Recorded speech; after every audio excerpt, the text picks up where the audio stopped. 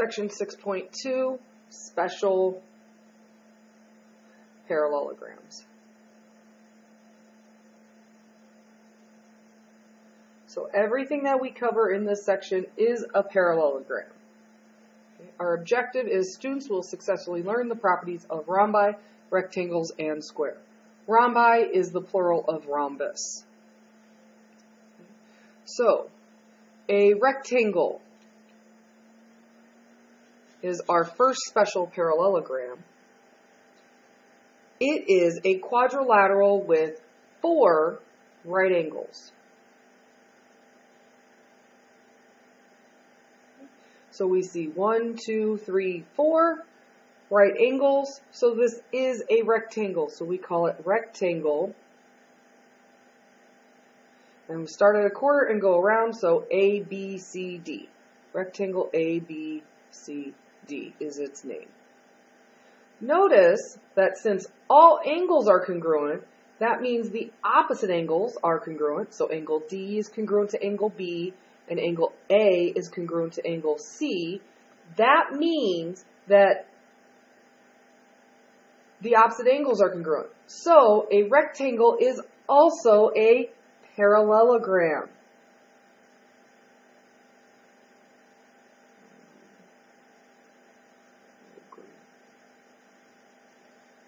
So our 5 properties from yesterday about parallelograms are also true for rectangles. Those 5 properties were opposite sides parallel, opposite sides congruent, opposite angles congruent, consecutive angles supplementary, and diagonals bisect each other. So these 5 properties are true for a rectangle. We have several other properties that are true for a rectangle, so let's continue on with those. Not only do the diagonals bisect each other, but we have a rectangle's diagonal theorem. So if a parallelogram is a rectangle, then its diagonals are congruent. So if parallelogram GEOM is a rectangle, which we can see by the 4 right angles it is, then our diagonals ME is congruent to GO.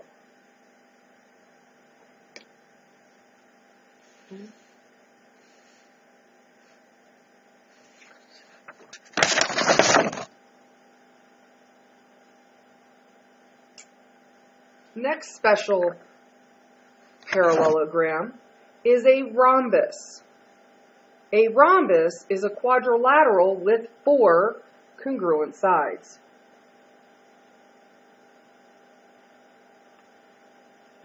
The plural of rhombus is rhombi. Again, notice, since all sides are congruent, this means opposite sides are congruent. Thus, a rhombus is also a parallelogram. And again, the 5 properties for a parallelogram are going to be true for a rhombus also. So, first property was opposite sides are parallel. Second property was opposite sides congruent. Third property was opposite angles congruent. Our fourth property was consecutive angles supplementary. And number 5 was diagonals bisect each other.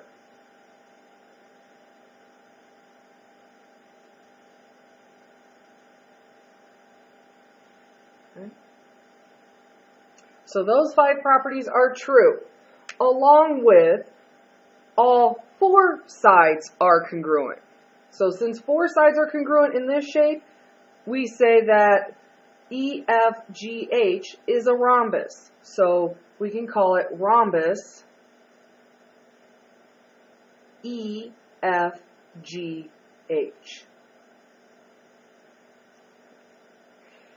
An additional property. So number 6 was all sides congruent. Additional property for us is the diagonals. So if a quadrilateral is a rhombus, then the diagonals are perpendicular. Or if you want to use the symbol, the upside down capital T. So if ABCD is a rhombus, then the diagonals, BD, is perpendicular to the other diagonal, AC. So that's property number 7 for a rhombus. Diagonals are perpendicular. We have one more property for them.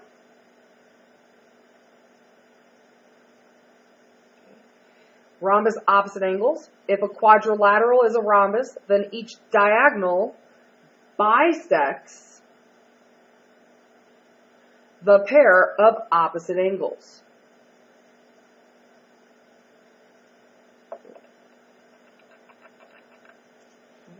The diagonal bisects the pair of opposite angles. So again, that is property 8 for us. Diagonals bisect opposite angles. So this theorem, if ABCD is a rhombus, then looking at our numbers, angle 1 and angle 2 are congruent. Angle 3 and angle 4 are congruent. Angle 5 and angle 6 are congruent. Angle 7 and angle 8 are congruent.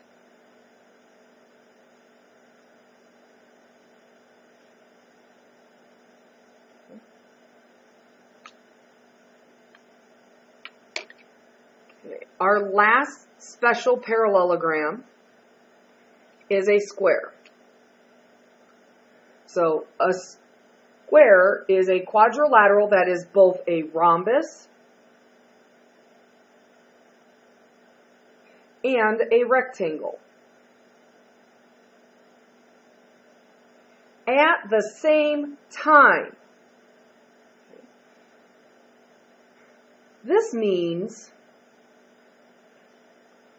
all the properties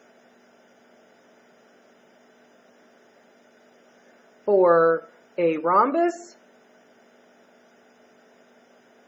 and rectangle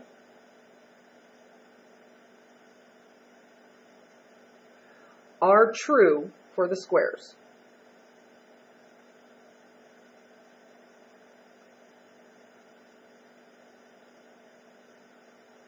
So in total, there is a total of 10 properties for a square. Okay. So number 1, opposite sides are parallel. Number 2, opposite sides are congruent.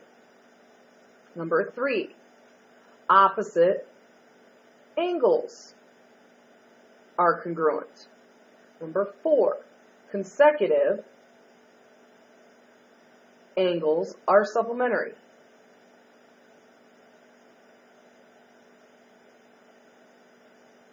Number 5, diagonals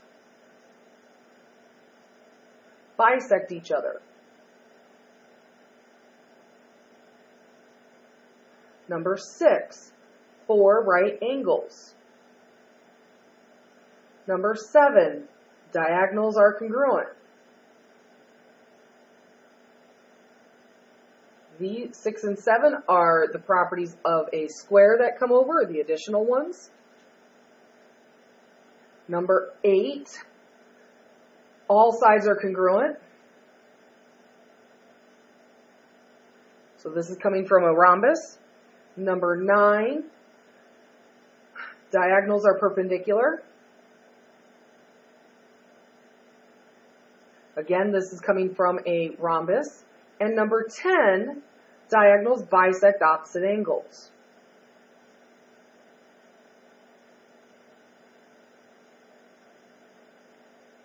Okay.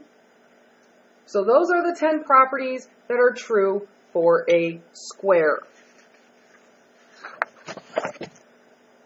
Okay, to kind of help sort these properties out for you, we're going to make a Venn diagram of our shapes that we've been discussing.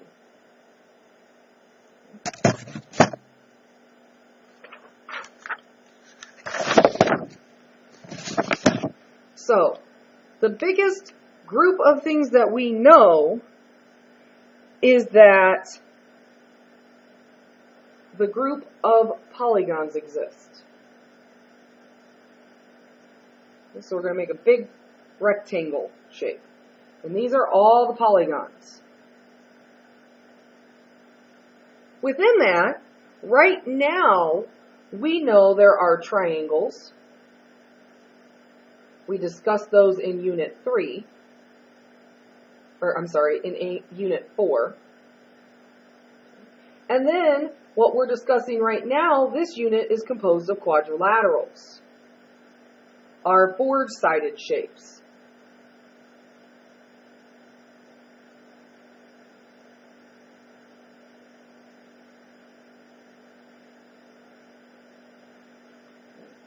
Our quadrilaterals are broken up into, our big category is our parallelograms.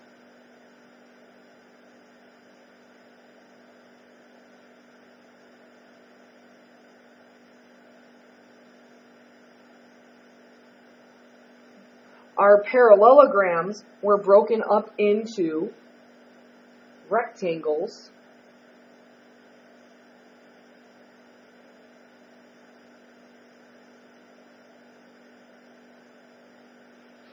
And then we also had in our parallelograms rhombi.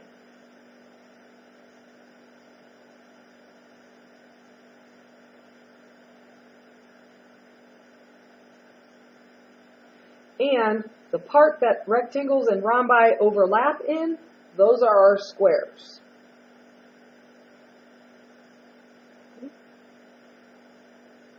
So, if I give you a shape and ask you what are all the names that fit that shape, if I give you a square is a rectangle and a rhombi. It is also a parallelogram, it is a quadrilateral, and it is a polygon.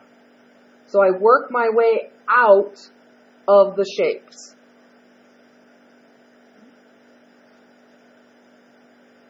Alright, so I'm going to leave that Venn diagram on the screen so that we can see it while we're doing this. So if I look at this shape, I look at 1, 2, 3, 4. I have 4 sides. Do I know anything besides 4 sides on that shape? And there's no other information, so the best name is a quadrilateral.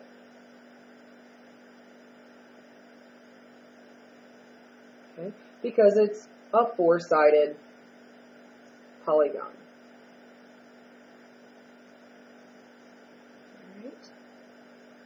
Alright, our second shape. I'm looking, I got 1, 2, 3, 4 sides marked congruent. The shape with 4 sides being congruent is a rhombus. So the best name, because we're looking for the best name for this shape is a rhombus. Because that is the most specific thing for it, because it's got 4 congruent sides.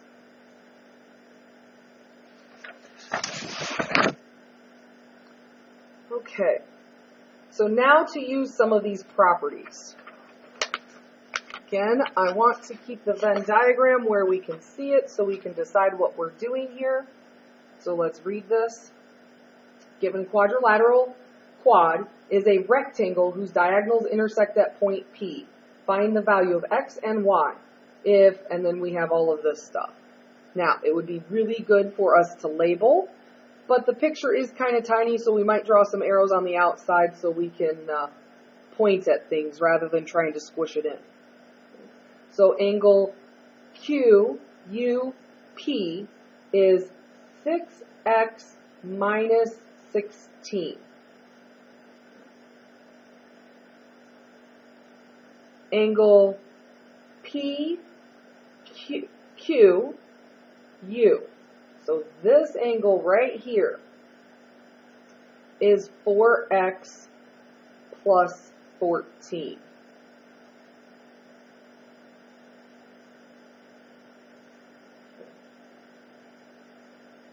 Segment QD is 3y plus 5. Segment UA is 4y minus 2. So now, as we start this, we know it's a rectangle. We've got to think of our properties of a rectangle so that we can start figuring out what to do.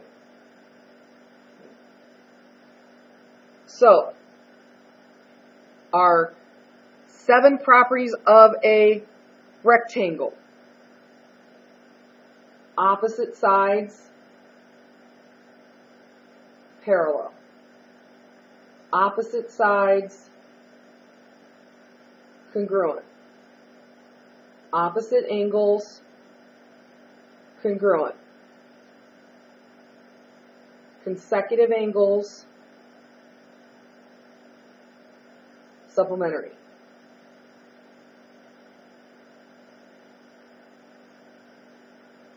Diagonals bisect each other.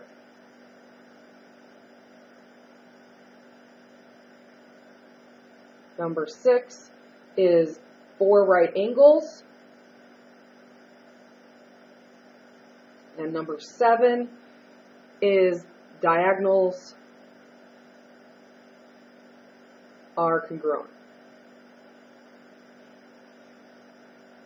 So using these 7 properties, we need to solve for x and y. So first thing I see is that y's are on the sides.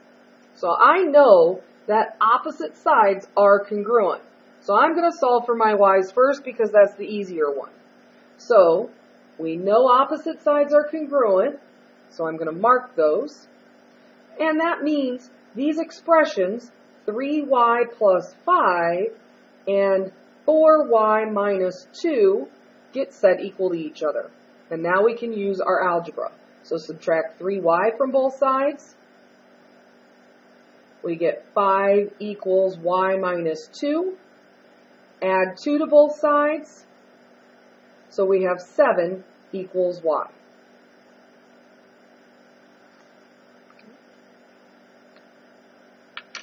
All right, for x, this is going to take a little more work.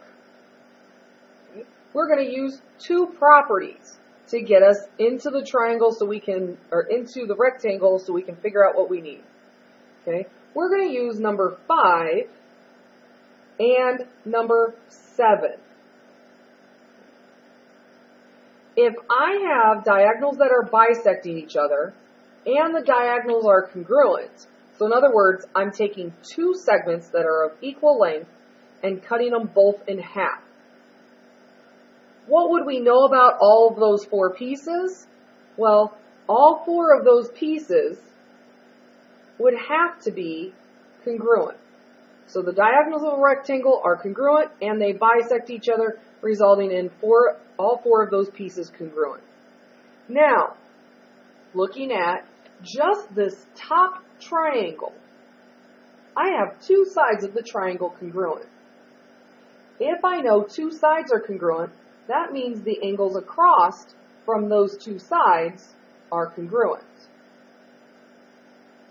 So the angles of a triangle add up to 180, so I can do 6x minus 16 plus 2 of these, so 2 times 4x plus 14, set that equal to 180 degrees. I'm going to distribute the 2, so I have 6x minus 16 plus 8x plus 28 equals 180. Combining like terms, so my 6x, 8x are 14x. My negative 16 and positive 28 combine to be 12. I'm now going to subtract 12 from both sides. So I have 14x equals 168. When I divide by 14, I get x equals 12.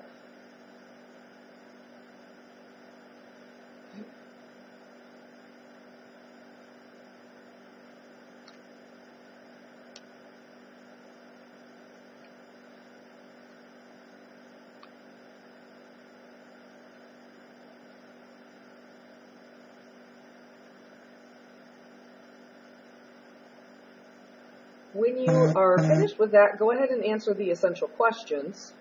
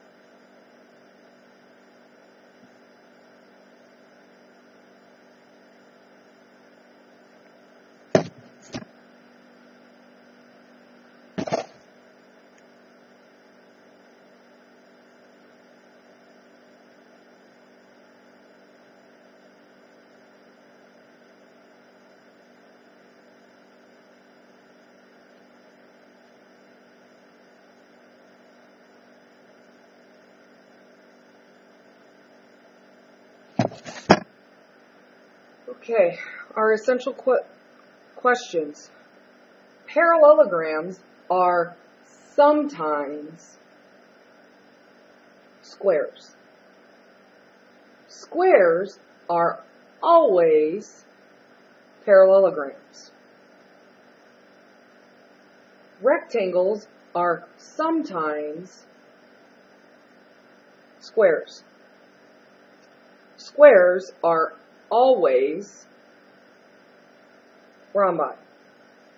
Rhombi are sometimes squares. Squares are always rectangles. And again, to fill those in, it might be helpful to look at your Venn diagram. For instance, if I work towards the middle, that is going to be sometimes. If something is contained entirely in something else, that will be always. So for example, rectangles are always parallelograms. If there is no overlap, such as triangles and squares, you would say never. So triangles are never squares. Homework is Special Parallelograms worksheet.